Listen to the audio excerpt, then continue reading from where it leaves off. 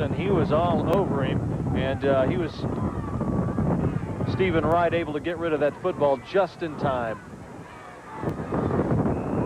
And believe it or not, folks, I mean, it's 1 minute 21 seconds left to play in the third quarter. This third quarter has just been burned off by some grinded up offense, but still a heck of a ball game, a tight one here. High snap brought down by the punter, and another booming kick. This one's going to bounce at the 30, bounce high, taken at the 20-yard line,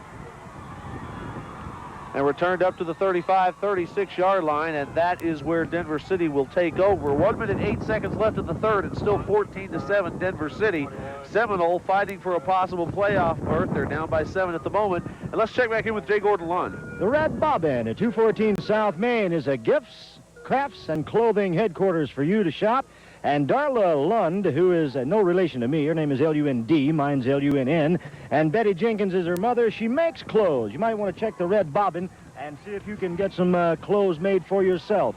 And Karen's Diamond and Gift Shop at 220 South Main since 1976. Invite you to come in and see her, Karen Boo and the staff at Karen's Diamond and Gift Shop. And we thank those people for participating tonight. Newshound doing his sideline "Please Keep Me Warm" dance.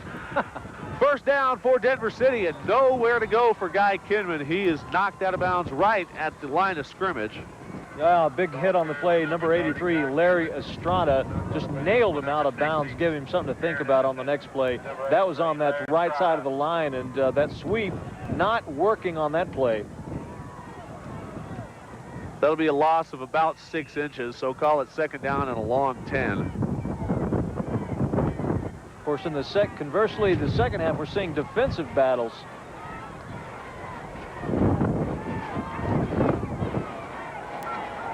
Pitch to Kinman again, and he's got a little bit of a hole. He'll pick up about 3.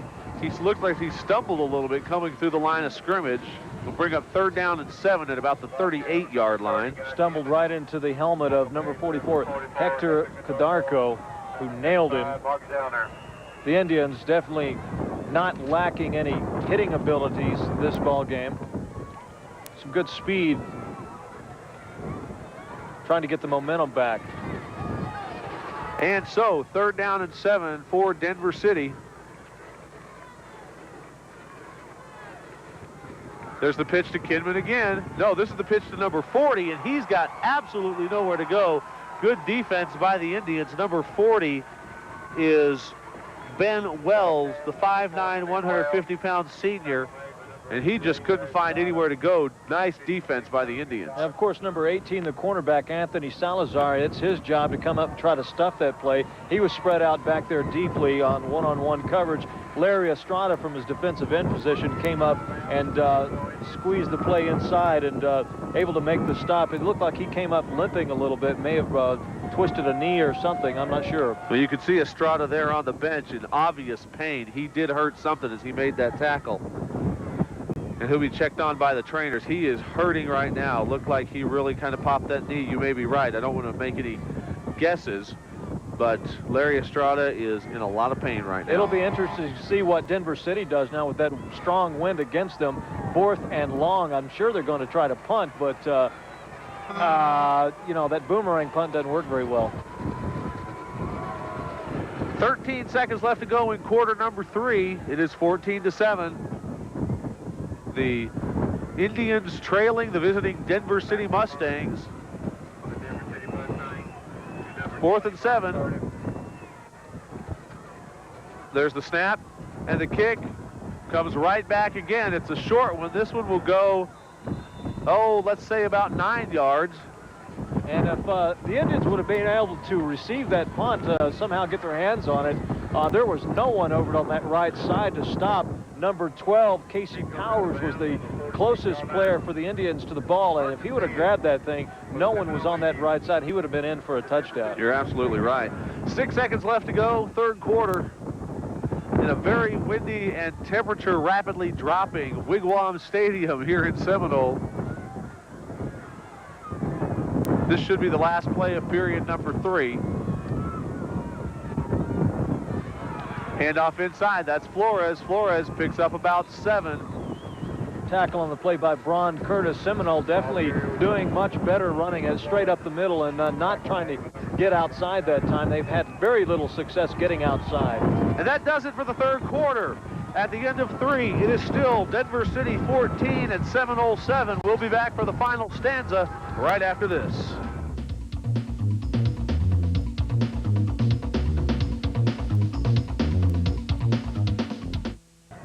We are back for quarter number 4.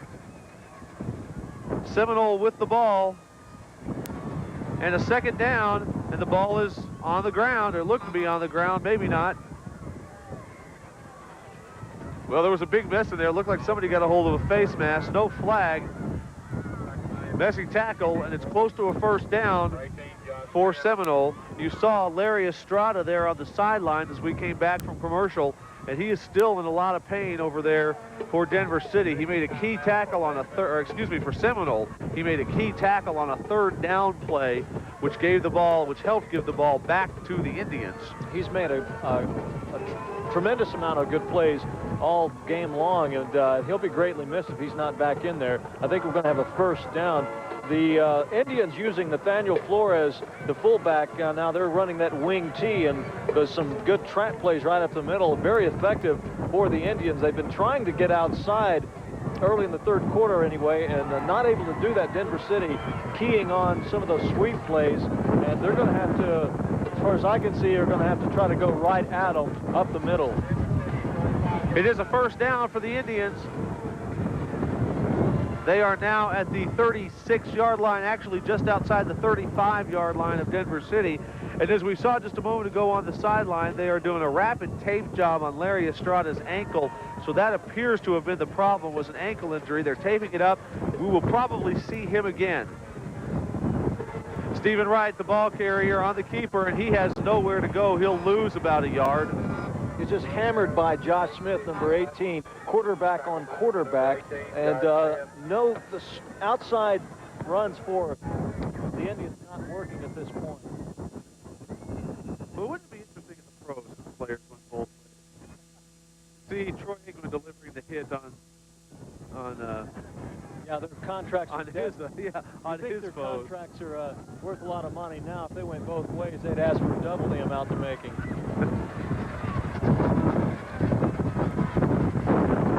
Second down, handoff inside. That's Nathaniel Flores. He'll pick up good yardage, make it third down at about 5. Can you just imagine Troy Aikman laying the hit on Steve Young? And getting up and just clenching his fist after nailing him. That's probably why they don't go both ways in the big leagues. Troy can barely even get back, make a run anymore. Man, Troy's having trouble getting back and forth to the huddle on those legs this year. He can barely do that drop 3 steps and throw. And just here shortly, we'll see those two young players go at it. On third down, the keeper, actually the quick pitch to Swain. Nice tackle on the play by the linebacker number 55, Eric Rivas. We're going to have a 4th down and 4 situation now for the Indians. Interesting, I guess they're going to go for it. I need to correct myself, it's Toby Shane with that last carry. Cowboys taking on the 49ers in, I guess, just a little while. A much anticipated game. This one, just as important, at least to those kids on the field right now. Playoff implications on 4th down. No go. There's not enough for a first down. Looked like a mix-up in the backfield. And Stephen Wright had nobody to give the ball to, had to keep it. Comes up about a yard short. And so a little bit of confusion ends that Seminole drive. Made a heck of a play just trying to get it up inside, and came up about a yard short. Unfortunate for the Indians. Denver City, though, you got to give them a credit on a good defensive stand as they continue to lead this ball game 14-7. 9 minutes, 41 seconds left to go in the game. There's a handoff inside for Denver City on first down. That one will pick up about 3. Good tackle on the play by number 75, Mark Zellner. Busy man tonight at his defensive line spot. Number 19 with his first carry of the night for Denver City. That's Arlie Jordan. He is a 5'10 and a half, 160-pound sophomore. Zellner pretty much plays at the right defensive tackle spot. Made some key plays throughout the game. Here's Smith with the carry on his own. He will pick up maybe 2. Good tackle on the play by number 44, Hector Cadarco. And he'll bring up about 3rd and 4. And quickly, let's check out another one of those sponsors for tonight's game. IGA Food Liner at 111 Southeast 2nd wishes to thank all of your many customers. Home-owned, home-operated, and hometown proud, says Truman Kidd and Raymond Lambert and their staff. Coast to coast goes all the way from Seminole to Denver City at 119 Southeast Avenue, or East Avenue A in Seminole, and 302 North Main in Denver City. Home and auto store owned by Curtis and Elizabeth Brown, coast to coast. 3rd down is not going to come up with a 1st down for Guy Kidman. He will be stopped at about the 31-yard line after a pickup of about 2. So with 4th down and about 1.5 yards, let's see what Denver City decides to do as they've got the wind at their backs. I would be surprised to see them go for it. I think they're going to punt. And well, with this win, they can really nail nail Seminole pretty deep. Yeah, they really can. And they are going to kick it away. And I believe they have a new punter in. This is number 19. It's Arlie for the Jordan. Mustang. It's a good snap. Jordan's got it. Not a lot of pressure and a booming kick. It will be fielded, though, at the 26-yard line by Stephen Wright. He's dragged down from the back of the jersey, lost yardage on the return back to the 24-yard line. Yeah, I think he made a poor decision trying to outrun, and he should have just tried to go straight up the middle with that where his blocking was. But Seminole does have the ball back, and let's see what they come up with. 7 minutes and 32 seconds left in this one. It's a 14-7 game. Denver City's up by the touch. Jay Gordon. In Seminole, Merle Norman Cosmetics has turned into Merle and More. Patsy Condit is the owner, and the staff say, please come see us at 107 East Avenue A. We have cosmetics, and we have a new apparel and accessories department, baby registry, bridal registry, a children's toy department, and they call it Merle and More now at Merle Norman Cosmetics. 1st down, handoff inside. It's going to go to Flores, and Flores will pick up about 2. Tackle on the play by number 50, Nick Boyd, at his linebacker position.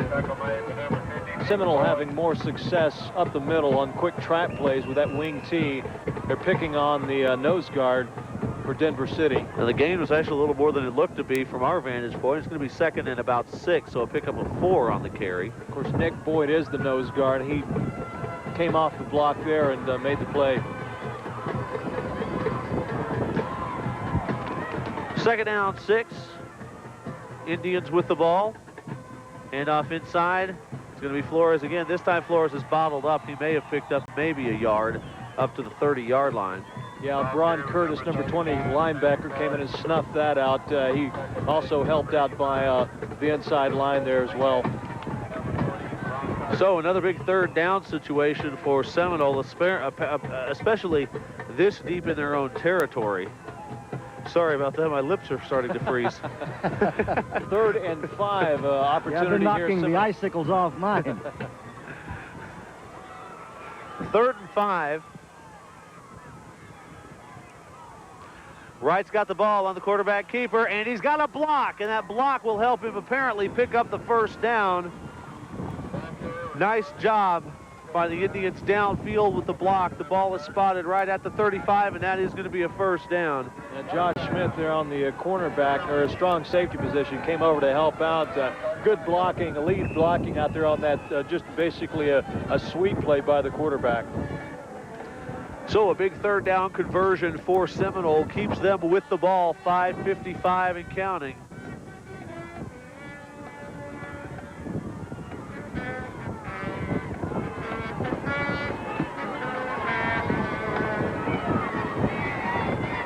Denver City showing blitz, and Wright doesn't like it. He'll call a timeout. Well, I think they had that trap play called, and they had one of the safeties come up and get in the spot that they wanted to go, and Stephen Wright probably made a good decision by calling that quick timeout. They don't want to lose any momentum at this point after getting that 1st down.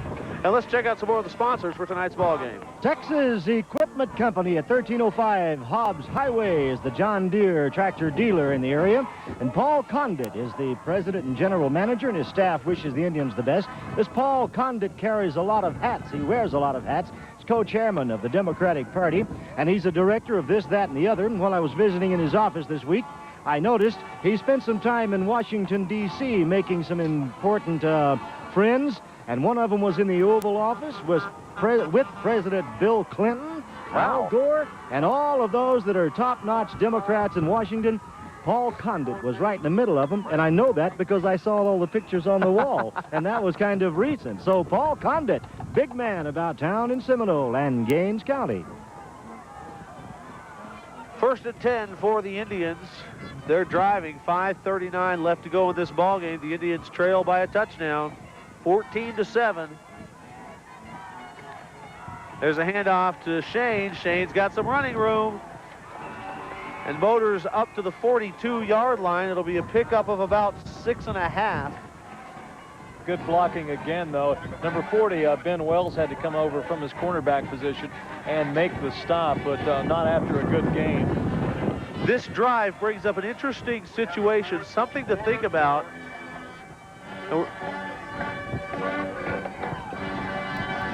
And we're trying to get a score on that Brownfield game. One was just given. We'll see if we can check that for you in a minute.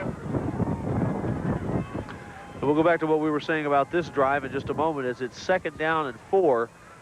Right with the ball, and he turns back into a tackle, but it's going to be about, it's going to be close to the 45-yard line, about a yard short of the first down.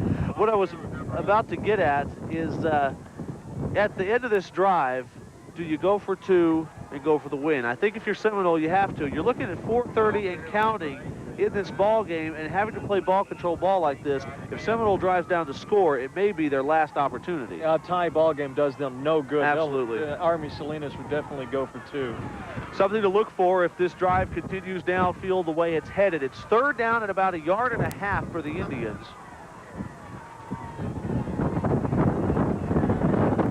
Handoff Flores. He's bottled up, but gets enough apparently for a first down, depending on the spot of the ball. He had to get to about the 46, and he did. First down, Denver City. Yeah, it was a good tackle there at the line of scrimmage, but however, Flores able to use his strength and move forward, getting the first down, keeping the drive alive. Seminoles feel a sense of urgency at this point, and as they should with only 4 minutes left to go in the ball game. We're getting word that Brownfield is leading their ball game tonight, so if they win, that opens the door for Seminole if they can win here. Offsides against Denver City. That's Guy Kidman showing blitz, who jumped across the line early. That's a critical mistake by Denver City. They need to stop the momentum. Little mental errors like that, not what they need at this point. They're hoping, of course, to have a undefeated district title. But this is a big rivalry game. We were talking to some folks from here in Seminole prior to the ball game tonight, and they were telling us that for the last 12 years, this game has been in Denver City, and tonight they get to play it in Seminole, so the crowd here in Seminole is excited about it. It's a big rivalry matchup, and it's being played out that way on the field. 1st and 5 after the penalty for the Indians. Handoff Flores. He breaks one tackle, and he'll pick up about 3.5 on the play. Tackle on the play by number 20, Bron Curtis, made a hard hit on Flores, but Flores is the go-to guy for the Indians this 4th quarter. He's been the most effective running back right off the middle, right off the tackles, and on those quick trap plays. Tell you what, though, Seminole's going to have to do something in a hurry. They're going to have to break one. 3:06 and counting in this ball game. And we've got offsides, illegal motion against the Indians, so back them up 5, makes it a whole new 2nd down play. Jay Gordon, let's check some more of those sponsors. Quality Engine Rebuilders, owners Gary and Jonathan Lentz says if you have irrigation engine problems, they do rebuilding, sales and service also. You need to call them at 758-3855. And your new car dealer in Seminole is Edgar Motor Company at 509 South Main. New cars, all makes and models, foreign and domestic, plus used cars. Robert Edgar's the owner. Mike Edgar, and Roy Parker, Baldy Boyer, and Robert's wife, Ginger, says, please come see us and buy something. A new car. Second and long, handoff inside, and it will be bottled up for a very short gain. Handoff to Shane, and he doesn't get very far. Brings up third down and about 5, and the clock continues to roll. We're down to 2:35 and counting. And if Seminole's going to have a chance, they're going to have to get something downfield in a hurry. They are at the 48-yard line of Denver City. Yeah, on that left tackle on the play preceding that, number 63, Ray Romos, a critical mistake in crunch time, and they have to come out of this third and long. Wright sets up the screen. Shane's got it. He's also got a first down, and he's still on his feet, and he's out of bounds at the 39-yard line. Nice play call.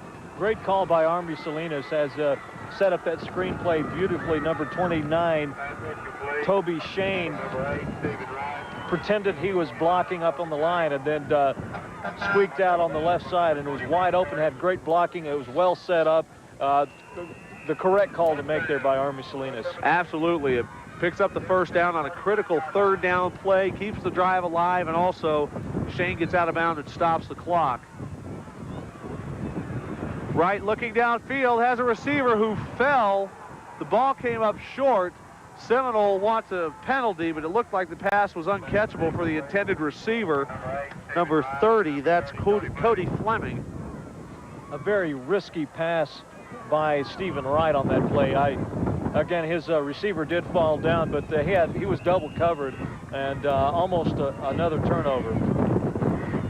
So second down and 10, 2:03 left to go in the ball game. Right back to pass again, rolling out, has a receiver. It's incomplete. He did catch the pass, and well, yeah, you're right. Disputing the call now. Oh no, Seminole is going to get called for unsportsmanlike conduct. Number 12, Casey Powers, caught the ball, but the referee said he was out of bounds. He lost his temper on the sideline and yelled at the referee, then slammed the football down. He's going to get called for unsportsmanlike conduct. Not a good play at all by Casey Powers. Poor decision. Now that's a shame over there, because that really could put a big kill on this drive with just 1:54 left to go. He lost his composure, and not a good thing to happen here. If that is the case, it would make it now a second down and 25. Let's see what the officials call.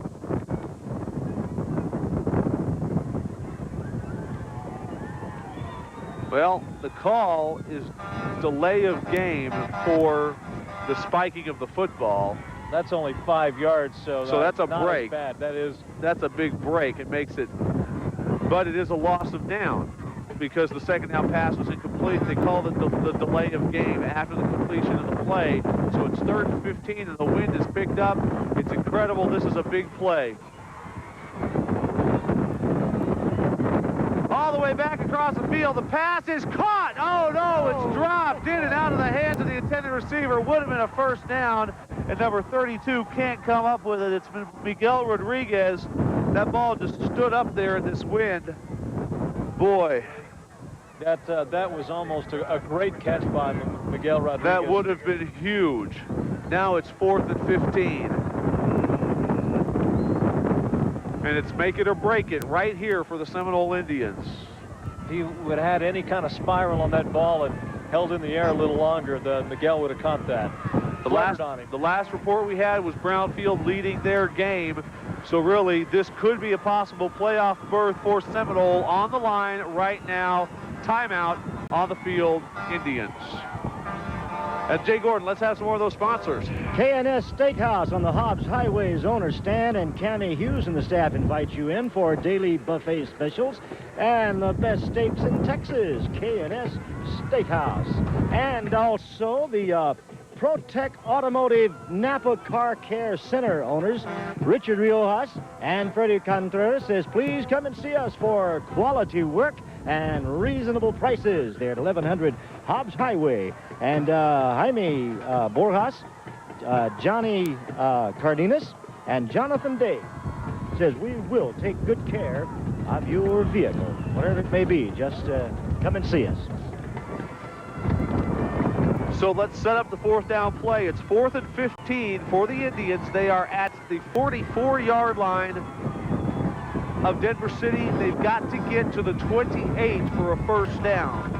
Just outside the 28-yard line. It's going to have to be a passing play. The wind has gotten increasingly stiff here in the second half. I'd say the gust right now is at about 40 miles an hour, 30 to 40 miles an hour. This is a big one. Wright has all receivers out, drops back, rolling out, looking for somewhere to go, dumps it downfield. It's caught! It's caught! First down for Seminole at the 18-yard line. What a play, what a play. And we've got a Denver City player who was injured running into the bench on the Seminole sideline. Beautiful catch downfield by the receiver, turns it upfield. I believe it was Toby Shane that caught the ball. The referee threw a flag. I'm not sure what that was for. Oh boy. Let's check it. Let's check it, ladies and gentlemen. There's a flag on the play. He did pick up the flag, but I don't know what he's going to call here. I think they're going to call, it's a penalty against Denver City, I believe, for maybe a possible hit on the quarterback. I don't know. It looks like the Seminole is declining any possible penalty on the play. If there was a penalty, I believe it was against Denver City, something on the sidelines. I'll tell you what, though, Stephen Wright couldn't have gotten any closer to the sideline before he dumped that pass off. Now, of course, the referees are huddling up now talking about this. They're not sure what they're going to call, if anything.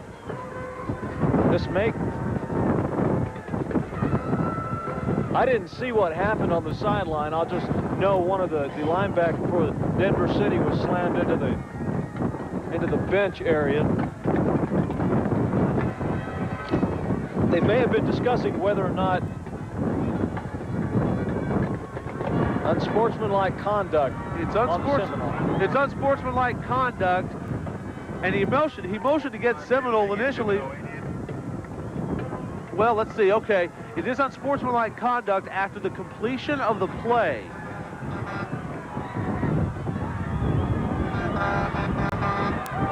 But it is a first down. It just brings the ball back to the 35-yard line. What happened after the completion and after the first down, there was an unsportsmanlike conduct call. So the ball comes back up the field about 12 yards. Make it about 18 yards. But it is a first down for Seminole, so they do keep the drive alive. 133. They're not in as good a position, but they do have a fresh set of downs.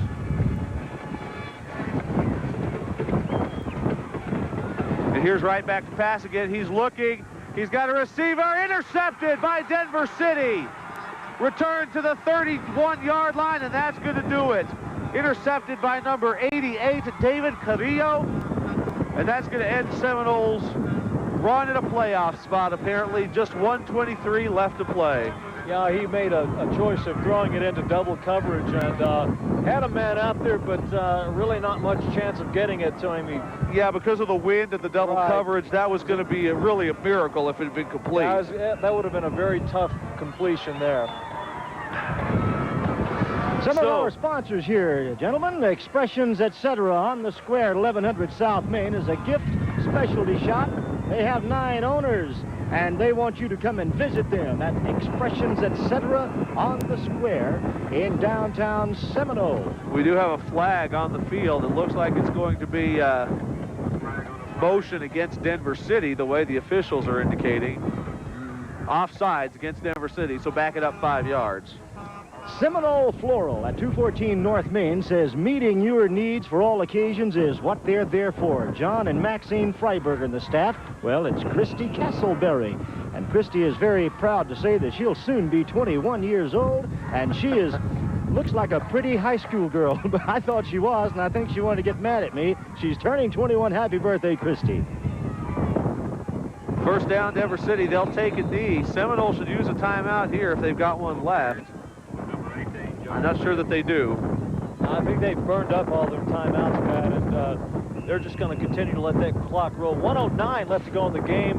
Second down and long for Denver City. They're just going to let this one run out. Hey, Jake Reimer, who owns Reimer Farm Supply at 312 North Main, says, we're here helping West Texas farmers grow, and we appreciate all the farmers that do business with Reimer Farm Supply in Seminole. Second down now, and they'll take another knee. Will Denver City, now just 42 seconds left to go. I visited with Thelma's the other day. Thelma's is a convenience store and restaurant, home-style cooking, catering, and barbecue. Dan and Pam Yates are the owners. Their staff, well, several girls work there. Lily, Rhonda, Mary, Nancy, Eva. They